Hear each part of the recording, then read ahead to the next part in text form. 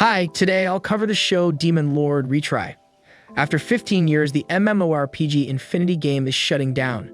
The game's creator, Akira Ono, suddenly finds himself summoned into the game as his character, the Demon Lord Hakuto Kane. As he tries to grasp his situation, he encounters an injured girl fleeing from a demon king Grial, which he easily defeats. The girl, Aku, explains they are in the kingdom of Holy Light, whose people worship the Holy Church and the Angel Cherub.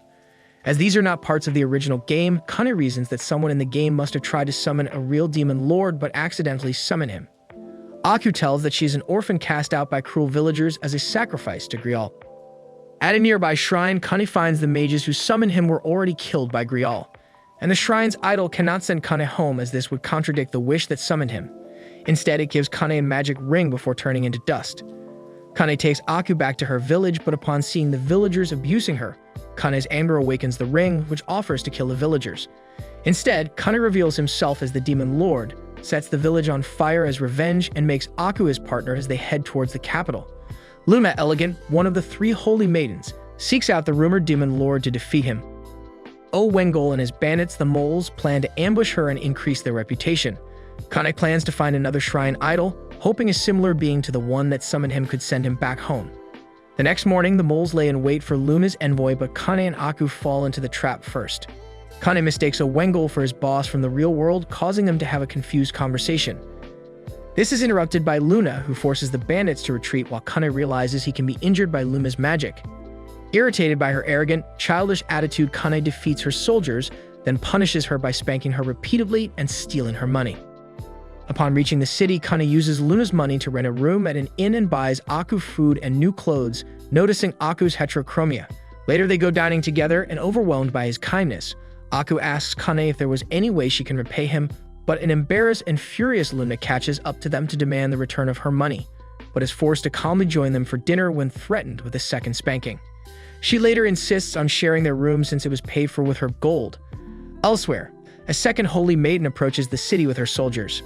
Kane asks Luna about the cherub and learns it died after sealing away Grial, but the remaining 2 angels, Awoken and Seraph, are still alive.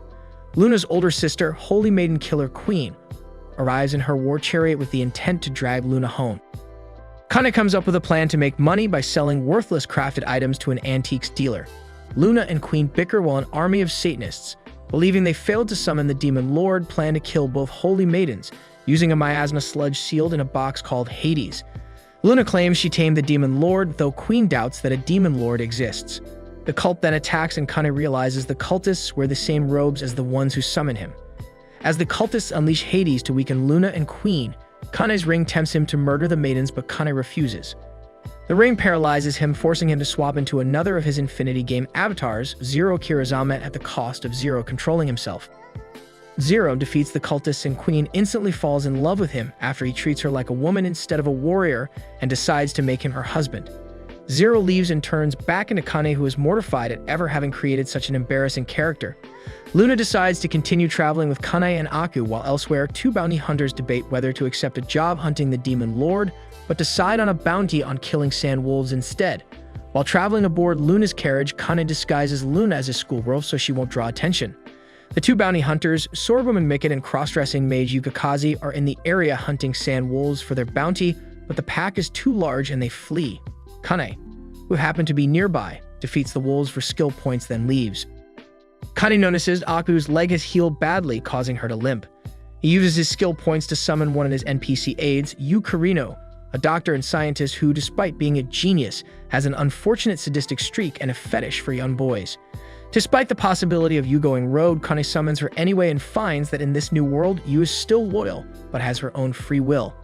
Kane decides to keep a close eye on her, forbids her from killing anyone, and discloses his situation. Using her unique skill, Hand of God, Yu fixes Aku's leg in no time, but is scolded by Kane when she asks Aku to dress like a boy. While testing her leg, Aku suggests she has fallen in love with Kane because of his kindness. Kane thanks Yu for her help, and his praise causes the now self-aware Yu to experience happiness and develop a crush on him. Later, as Aku sleeps, she gains a rare magical survival skill called Heroine. Due to defeating the sand wolves so easily, Mikan and Yukikaze are amazed by Kane, though Mikan is irritated they lost the bounty. Meanwhile, Utopia, founder of the Satanist cult, after learning a demon lord killed Rial, decides to appease Hades by offering all the capital's citizens as sacrifices. Kane and the others visit Luna's province, specifically Rabbi Village, which is extremely run down as Luna has been letting the Holy Church manage it for her. Kane suspects the church deliberately gave her the least valuable territory to keep her out of the way. He decides to improve the village by adding a hospital and hot spring. He removes the useless church manager and learns the village is populated by demi-humans called bunnies, whom the church consider inferior. The bunnies are struggling to farm the poor quality soil, so Kane uses skill points to provide an unlimited source of water and better fertilizer. Elsewhere, Luna's oldest sister, Holy Maiden Angel White, debates on the danger Kane may pose. Dona, the head noble, is determined to punish Kane to please his fellow nobles, while the head soldier, Martial Arts, prefers to wait and see what kind of man Kane is for himself. Killer Queen barges in, still hopelessly obsessed with Zero, leaving Angel worried about her sister's state of mind. At the Noma Tavern, the S-rank adventurers Mink and Organ debate about the existence of a dragonkin fighting for justice before being given a poster of the Demon Lord, whilst Mikan and Yukokazi overhear their talk. Meanwhile, Kane, Luna, and Yu hold a feast for Aku at the high-class restaurant Artemis in the kingdom's capital to celebrate her leg being healed. They are joined by Everfree Butterfly, a central figure of nobility in the kingdom who Luma explains through Kane's telepathic messaging is a powerful social figure with many connections through the kingdom. Kane decides to attempt to gain her trust, and as he negotiates with her and tells about his improvements to be done at Luna's Rabbi Village, the surrounding area comes under synchronized attacks by the Satanist cult. Kane tells his party to remain calm and stay in the restaurant while he takes care of the trouble.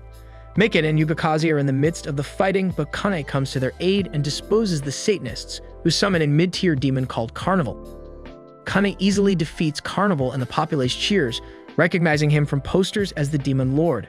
While the previous episode's fighting was happening, Carmia, an assassin disguised as a clown calming down the nobles, approaches Kane's party with the intent to poison them, but Yu scares him away with a magic trick that involves amputating his arms. In another part of the capital, Killer Queen, Mount Fuji, and Martial Arts clear out a horde of undead, and Mink defeats another group of Satanists whilst healing church members. The surviving cultists regroup and summon a demon prince Orut as their last resort, who lays waste to all the combatants and destroys Angel White's holy barrier. Tron is ordered by Utopia prior to the battle to fly in and dump the Hades miasma onto the combatants, and she does so while Mink and Queen try to hold their ground against Orut. Kane swaps to Zero Kirizame at the last minute and effortlessly defeats Orut, but not before Orut mortally wounds Tron and drains her blood to transform himself into a bestial entity. Zero revives Tron from death, and upon being told she forgot how to smile, encourages her to regardless of her circumstance. Zero defeats Orut once more and strikes a victory pose to the amazement of Tron and the bliss of Killer Queen.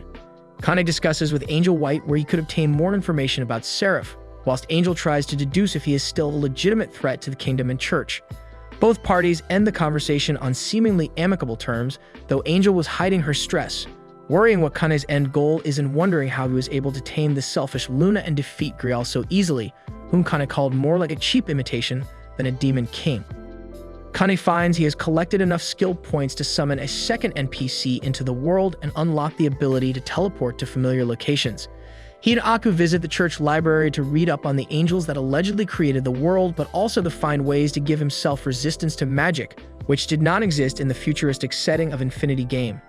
A story he reads to Aku about a dog finding rare treasures in a dungeon gives Kane the idea of such a possibility.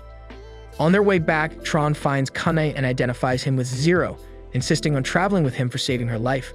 The group teleports back to Rabbi Village, and Kane instantly constructs a hospital and hot springs resort, noting they are somehow still able to operate without a source of electricity, with the intent of employing the residents.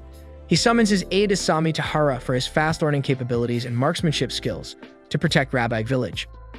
Asami Tahara is summoned by Kane late at night and is immediately taken aback by the unfamiliar world around him. Azami is taken into the resort and briefed on the situation, and he is frightened when told Yu is also with him. Azami is tasked with training the residents of the village and managing its upkeep, to which he thinks is too much work, but Kane reassures he has the intelligence for it. When he pats Asami's arm, Azami receives a shock, but declines seeking Yu for help. Yu, Tron, Luna, and Aku greet Asami, while Kane spends the night thinking how to prepare for Everfree's arrival. Kane returns to the capital and sells a music box to Nandan Manan, the antiques dealer he visited before, for 15 gold coins. He then visits Bingo, the tailor whom he bought Aku's clothes from, and requests the making of 20 tuxedos and bunny suits. After establishing a food delivery route to Rabbi Village, Kane retreats back to the inn for the night.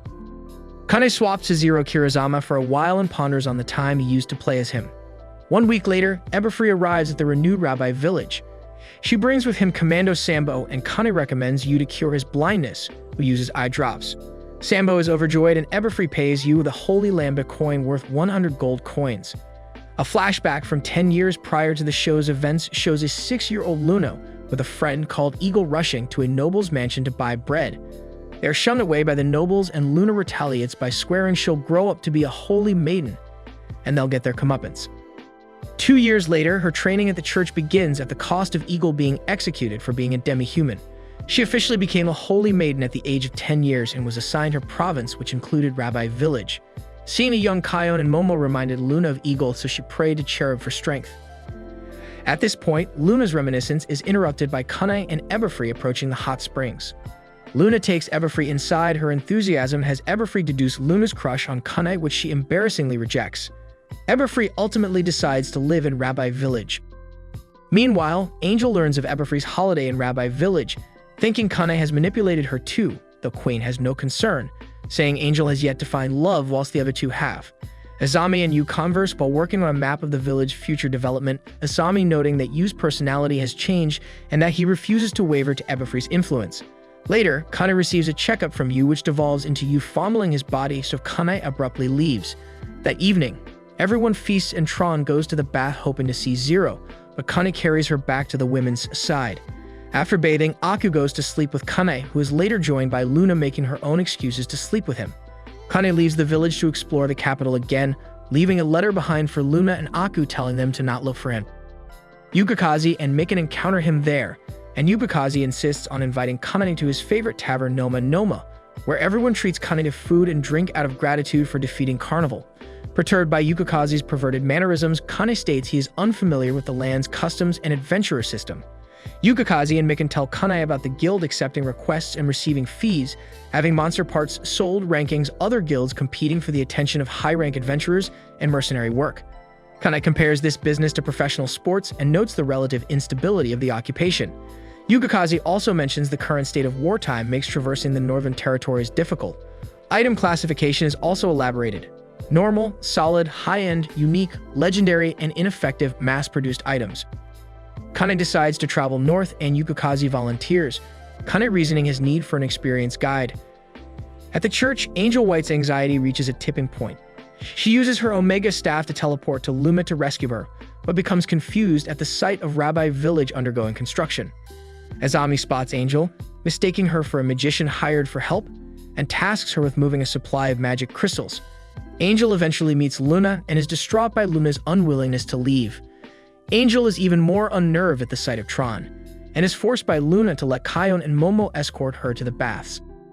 Believing it's her last chance to pry Luna from Kane's influence, she explores the baths and is surprised to find someone waiting for her. Angel finds Kane at the end of the baths and reluctantly joins him at his insistence. Greatly embarrassed by the situation and flustered at the sight of Kane, Angel attempts to interrogate him over his intentions for deceiving Luna and Eberfree. Kane maintains his composure in front of Angel and responds that they acted out of their own volition. Kane coerces Angel to bathe and drink sake to calm her down. As the two talk, Angel becomes frustrated and breaks down over being called innocent, hard-headed, and ultimately admitting she is incompetent in managing the kingdom well on her own. Kane gives her an angel halo in a final effort to reassure her before leaving, noting she is the only holy maiden able to reflect her title. After the bath, Kane uses his teleport skill and the two reappear back at the capital's castle, which Angel mistakes as the same miracle power she used to go to Rabbi Village. Further compounding this confusion, Kane confides to Angel that the reason he wants to learn about Seraph is because he believes that all phantoms summoned him to this world, thinking back to the shrine idol. All of Angel's misunderstandings come together to confirm Kane's identity as Lucifer. As Kane takes his leave, a smitten angel promises to guide Kane back to what he once was. The next day, Kane leaves Asami and Yu to the village care as he departs to the northern city of Rookie with Yukikaze and Mikan. Upon arrival, they are greeted by a group of heroes led by an overweight young man in suspiciously modern clothing, and Kane is repulsed by the sight.